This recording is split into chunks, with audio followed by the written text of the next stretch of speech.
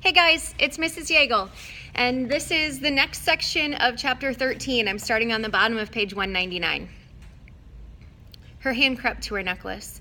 She fingered a glazed white bead painted with the image of a pine tree, one of her clay end of summer tokens. Let's just say I've got no love for the Lord of the Dead.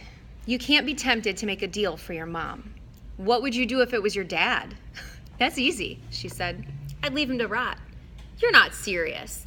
Annabeth's gray eyes fixed on me. She wore the same expression she'd worn in the woods at camp, the moment she drew her sword against the hellhound. My dad's resented me since the day I was born, Percy, she said. He never wanted a baby. When he got me, he asked Athena to take me back and raise me on Olympus because he was too busy with his work. She wasn't happy about that. She told him heroes had to be raised by their mortal parent. But how? I guess you weren't born in a hospital. I appeared on my father's doorstep in a golden cradle, carried down from Olympus by Zephyr, the west wind. You'd think my dad would remember that as a miracle, right? Like maybe he'd take some digital photos or something? But he always talked about my arrival as if it were the most inconvenient thing that had ever happened to him. When I was 5, he got married and totally forgot about Athena. He got a regular mortal wife and had 2 regular mortal kids and tried to pretend I didn't exist. I stared out the train window. The lights of a sleeping town were drifting by. I wanted to make Annabeth feel better, but I didn't know how. My mom married a really awful guy, I told her. Grover said she did it to protect me, to hide me in the scent of a human family. Maybe that's what your dad was thinking. Annabeth kept worrying at her necklace. She was pinching the gold college ring that hung with the beads. It occurred to me that that ring must be her father's. I wondered why she wore it if she hated him so much. He doesn't care about me, she said. His wife, my stepmom, treated me like a freak. She wouldn't let me play with her children. My dad went along with her. Whenever something dangerous happened, something with monsters, they would both look at me resentfully, like, how dare you put our family at risk? Finally, I took the hint. I wasn't wanted. I ran away. How old were you? Same age as when I started camp, 7. But you couldn't have gotten all the way to Half-Blood Hill by yourself. Not alone, no. Athena watched over me, guided me toward help. I made a couple of unexpected friends who took care of me, for a short time anyway. I wanted to ask what happened, but Annabeth seemed lost in sad memories. So I listened to the sound of Grover snoring and gazed out of the train windows as the dark fields of Ohio raced by. Toward the end of our second day on the train, June 13th, 8 days before the summer solstice, we passed through some golden hills and over the Mississippi River into St. Louis. Annabeth craned her neck to see the Gateway Arch, which looked to me like a huge shopping bag handle stuck into the city. I want to do that, she sighed. What? I asked. Build something like that? You ever see the Parthenon, Percy? Only in pictures. Someday, I'm going to see it in person. I'm going to build the greatest monument to the gods ever, something that'll last 1,000 years. I laughed. You, an architect? I don't know why, but I found it funny. Just the idea of Annabeth trying to sit quietly and draw all day. Her cheeks flushed. Yes, an architect. Athena expects her children to create things, not just tear them down, like a certain god of earthquakes I could mention. I watched the churning brown water of the Mississippi below. Sorry, Annabeth said. That was mean. Can't we work together a little? I pleaded. Didn't Athena and Poseidon ever cooperate? Annabeth had to think about it. I guess the chariot, she said tentatively. My mom invented it, but Poseidon created horses out of the crest of waves, so they had to work together to get it complete. Then we can cooperate too, right? We rode into the city, Annabeth watching as the arch disappeared behind a hotel. I suppose, she said at last. We pulled into the Amtrak station downtown. The intercom told us we'd have a 3-hour layover before departing for Denver. Grover stretched. Before he was even fully awake, he said, "Food." "Come on, goat boy," Annabeth said. "Sightseeing." "Sightseeing?" "The Gateway Arch," she said. "This may be my only chance to ride to the top. Are you coming or not?" Grover and I exchanged looks. I wanted to say no, but I figured that if Annabeth was going, we couldn't very well let her go alone. Grover shrugged. As long as there's a snack bar without monsters. The Arch was about a mile from the train station. Late in the day, the lines to get in weren't that long. We threaded our way through the underground museum, looking at covered wagons and other junk from the 1800s. It wasn't all that thrilling, but Annabeth kept telling us interesting facts about how the Arch was built, and Grover kept passing me jelly beans, so I was okay. I kept looking around, though, at the other people in line. "You smell anything?" I murmured to Grover. He took his nose out of the jelly bean bag long enough to sniff. "Underground," he said distastefully. "Underground air always smells like monsters." Probably doesn't mean anything. But something felt wrong to me. I had a feeling we shouldn't be here. "Guys," I said, "you know the god symbols of power?" Annabeth had been in the middle of reading about the construction equipment used to build the Arch, but she looked over. "Yeah?" "Well, Haiti..." Grover cleared his throat. "We're in a public place? You mean our friend downstairs?" Right, I said. "Our friend way downstairs. Doesn't he have a hat like Annabeth's?"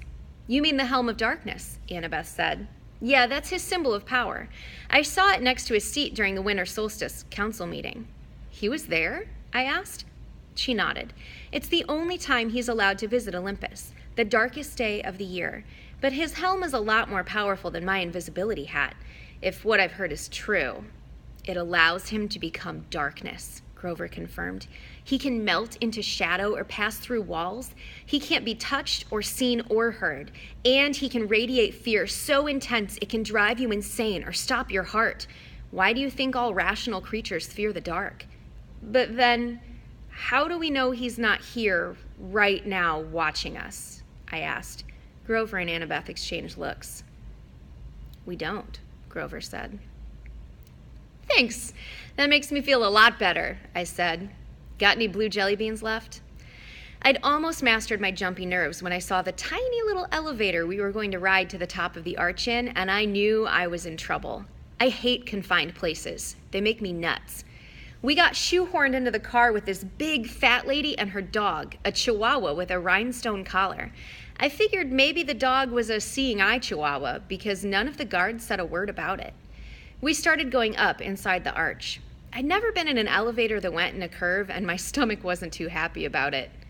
"No parents?" the fat lady asked us. She had beady eyes, pointy, coffee-stained teeth, a floppy denim hat, and a denim dress that bulged so much she looked like a blue jean blimp. "They're below," Annabeth told us. Scared of heights. "Oh, the poor darlings." The Chihuahua growled. The woman said, Now, Sonny, behave." The dog had beady eyes like its owner, intelligent and vicious. I said, "Sonny, is that his name?" "No," the old lady told me. She smiled, as if that cleared everything up. At the top of the Arch, the observation deck reminded me of a tin can with carpeting. Rows of tiny windows looked out over the city on one side and the river on the other. The view is okay, but if there's anything I like less than a confined space, it's a confined space 600 feet in the air. I was ready to go pretty quick. Annabeth kept talking about structural supports and how she would have made the windows bigger and designed a see-through floor.